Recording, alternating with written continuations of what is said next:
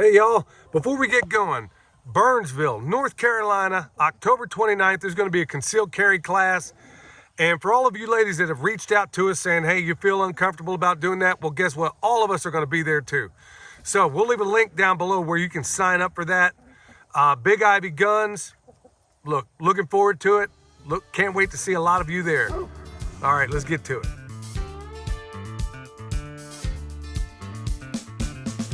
This is Perma Pastures farm in action, where permaculture is my passion. All right, you're probably noticing that we have a high frequencies of videos we're putting out right now. And it's not for any other reason than the fact that we have so many lined up in the queue, experiments, things we're doing, things we want to communicate, that it just makes a lot of sense right now to just put them out every single day, because we're kind of getting backlogged with the things that we normally produce every week. And that's things like the chicken tractor on steroids down the way and otherwise. So we'll be doing them every single day until we kind of get caught up on some of the things we were trying to do. All right, before we get to it, y'all, remember, October 15th and 16th, the Farm Where You Live conference is going to be down in South Carolina. We're going to be there. A number of others are going to be there. It's going to be a great time. And as always, when the great Joel Salatin's in the house, you're going to be learning a whole lot. So you want to make sure you get there. Then the following week at Toe River Campground, another little gathering. It's going to be right there in Burnsville, North Carolina. Ben and Denise over at Renewed Homestead are putting that one on, and we'll be there as well. Justin's going to be there with his mill at both places. It's going to be a good time. Time to get into it with the latest one. Okay, the last chicken tractor on steroids, you saw us take 2 biles and combine them. That's what this represents, okay? Pretty good looking compost. It's mostly, if you remember, we basically, one last time we put it together, but today we got a little experiment that William came up with. And it's going to consist of our regular layer tractor over here. We haven't let him out. It's a little long in the tooth today. Well, longer than it should be before we let him out. But that's for a reason. Because as everybody knows that's ever kept chickens, when it gets colder, have a little sunlight in the sky, or whatever the case may be, your chickens stop laying as much as they were. They're less prolific. So we got an experiment. We know that out in this environment, they only get so much. But we're going to try a little experiment consisting of, we know that there's a little bit of protein left in this pile, okay? I can tell you that because I can feel a little bit of heat in there. So that's telling me there's some biota or microorganisms in there. So we're wondering if we let these guys out here today, let them mess with this pile, we're gonna see what happens. Now the hypothesis being that they come out here, maybe there's more protein, maybe they wanna lay more, who knows? We don't know. But remember, there's always a fair amount of R&D in everything we do out here. So we're going to find that out. So it's really this simple. We're going to take this tarp off, and because the edge of the net is going to be somewhere, they have been getting out from time to time. We got to clip their wings again. Right here is the demarcation point where it begins the orchard, okay? And it basically travels up and down this driveway. Now, they have been getting out. That's a problem, because they get over here, tear out what little's left of the cardboard, and they scatter everything everywhere. I mean, chickens can be an absolute, they can be your best friend and they can be your worst nightmare, depending on how they're used and depending on how everything is done in a system like this. So we're basically going to run their net like right up to the edge here. We're going to take this hot wire that has been going to the meat birds down there. We're going to stick, okay, somehow they got out. Oh, my bad. Looks like the cage basically or not the cage, but the door opened on its own. We timed out. Well, one of the downsides of having an automatic door. But we know how we go about doing this. We're going to kind of lure them over here. We'll get Michelle up here to help, and we'll move the net and basically situate it around here. Yeah, you guys got out a little bit earlier than we thought. It's all good though. We just call it audible. That's what we do as farmers, right? So first things first, we're going to go ahead, get this tarp moved out of here, get the net pulled over, and we're going to see how this goes. So I've been told that basically we're getting very few eggs right now. We're going to see if that changes.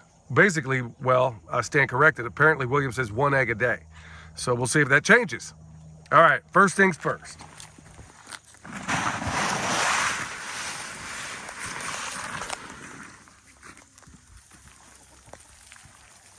You might be able to see it. There's a little bit of heat coming off of this, and that tells me it's still breaking down a little bit.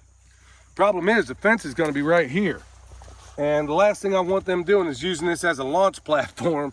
So we're just gonna, you're probably gonna see some steam coming up out of here. My goodness, look at that compost. Doesn't that look fantastic? So all I'm really gonna do is that method we talked about before, making a volcano out of the middle of it, and you're gonna see it better here than any other place. So basically go all the way around, and this is a way of cooling off the compost that we've come up with without tearing it all back down.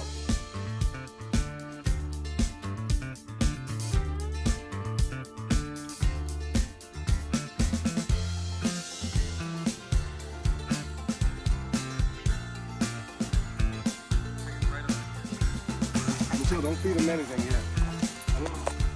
So guess who just showed up, y'all? My friend from down the road. Look at him. Yeah, Justin from Metcalf Mills. We live on Chestnut Mountain, but don't let that hug make you start thinking it's Brokeback Mountain. Ain't that right, Justin? That's right. Don't even think about it. Y'all want to see his mill this weekend? He's going to be at the same place and the same one next weekend. But Justin just showed up just in time to observe what we got going. So Justin, what I explained to the audience is, we had a pile that was mostly finished. I mean, as you can see, that's compost. Yeah. Look at these birds right now. Yeah. They're doing just like I always say. They work the perimeter, and they're getting all that life out of there. So these birds haven't been laying for a couple of days, and we're hoping and wondering, and I think it's a good experiment. William's wondering if the high quality protein or biota or microorganisms in this pile are going to make these guys start laying. And as you can see, they ain't been fed nothing yet. And they're already going hot at it. Take a look at it, son. You can see them work the periphery, and as this thing cools off during the day. That reminds me of what you said about where water and land meet. That's where things happen. Well, they're after that spot where the earth and the compost meet. Is that right? That's what I'm right. talking about. This is Edge why. effect. I just learned that from Billy. No, but what's cool is that this is why you always want outside eyes to anything you do. Because it's one little thing that I'm sitting here like my mind's blown because I would have never thought about that had he not said about it. Yeah, they work, that's where all the action is. That's the beauty of sharing. Yeah, that's the beauty of it. And how cool is that, y'all? I mean, look at this one. He's over here kicking out that Australorp over there, or he's Australorp cross. And Justin, hope you're getting happy, bro, because your rooster, I guess you ain't come up with a name for him. It's either that one or that one over there. Man, are they pretty or what? I know. That's the cool thing, these Bilfelders. Justin's going to take some, and this is another beautiful thing, y'all, where he can take, we got too many roosters in here. They're getting along great, though. The temperament of these guys is real good. You're still wanting to take one of these and mix up some of your genetics down there? I think so, yeah. I mean, these things, I'm excited to try that blood. Exactly. So we got some new blood all the way around. And speaking of blood, we got a couple of pigs up here of his that we're going to wind up processing along with the modern yeoman. We're going to have to work out a date on that. So that's another thing, another collaboration, another awesome thing. Well, y'all, with that said, here's what we're going to do at this point. These guys are basically doing what they do. We're going to see if this little experiment pans out. Man, that no neck always freaks me out. That one right there. Boy, I tell you, if you're going to teach somebody how to butcher a bird, that's the one you want to do it on, huh? You say, okay, you cut right here. That gives a whole new meaning to wring its neck. He's 90% there, man. Yeah. So this weekend, with this event coming up, what can they expect from you? What are you going to be doing out there? We're going to be grinding some grain, Lord willing. We're going to be spinning the millstones and turning grain into a product that's going to hopefully taste good. And last one he was at here in Mars Hill, all these older ladies were sitting there walking around. There was a German lady. She was walking around, had her hands clasped like this, like saying, well, why didn't he make some bread out of all this? yeah, So, she said, why didn't you cook it? Why didn't you cook it? you're getting the mouths watered, and you're stopping right there, Justin. So It's hard standing there all day smelling that fresh ground corn, because coming out of a mill, that corn smell, it is something it else. helps being outside because the wind keeps it away, but you can still get a whiff every once in a while. It Ooh. makes you hungry. Yep. So you're going to see both of us there. You're going to see a bunch of other folks there, and you want to be there. So we'll come back and hit this, I guess, tomorrow, maybe over a couple of days, and see how this thing unfolds.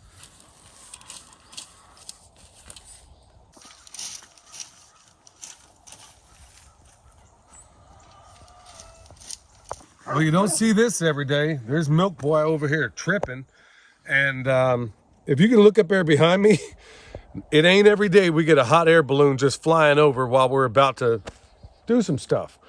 He keeps firing that thing up and Milk Boy's tripping. Anyway, came over the mountains. We'll see what happens. This is not a good place to land a hot air balloon. I can pretty much tell you that. He was coming this way, and then all of a sudden it just started going that way. But a lot of weird things happen here in these mountains. So how cool is that?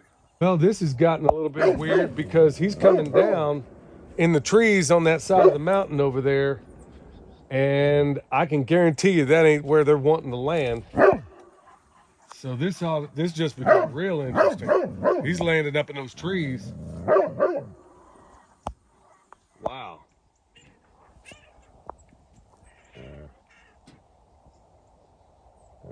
And power lines.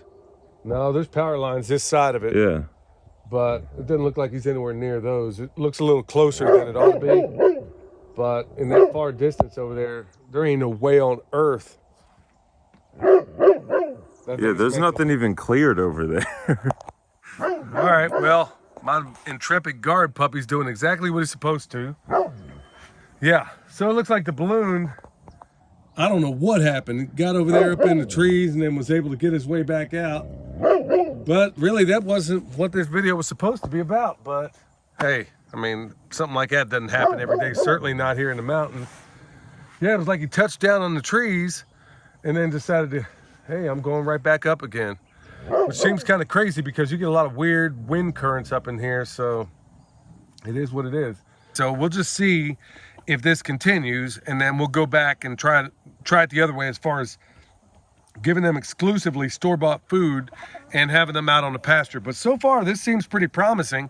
Like I said, it'll have to be replicated, but that's exactly what we do. So chickens, bon appetit. Well, I was going to say enjoy. I don't know where this, I guess. Just over the trees. Wow. Yeah. So in just a little bit of time, I guess he went back down again over there. And hopefully this clown doesn't get caught up in these trees too bad. So we'll see what happens. All right, y'all. So there you have it in a nutshell. Pretty good experiment so far. So we're batting, like 50%. That one with the cooking with the compost didn't work so well. Gave us an opportunity to redirect and figure out how we want to do it next time. But this one here, man, these are really, really cool experiments when you can find out how they do with and without a compost pile. So they scratched this thing out, and we're going to let them do it again today. Maybe we'll give them another day on that, and we'll just, see how it all pans out in the end. All right, y'all. You need anything from us? Remember, we got that festival coming up this weekend, the Farm Where You Live Festival, 15th and 16th down in South Carolina. You can see it all at freesteading.com. Need anything from us? Bone saws, comfrey, you know all the deal. You can go to the website or just check the description box down below. Till next time, this is Billy from Perma Pastures Farm, where permaculture is my passion.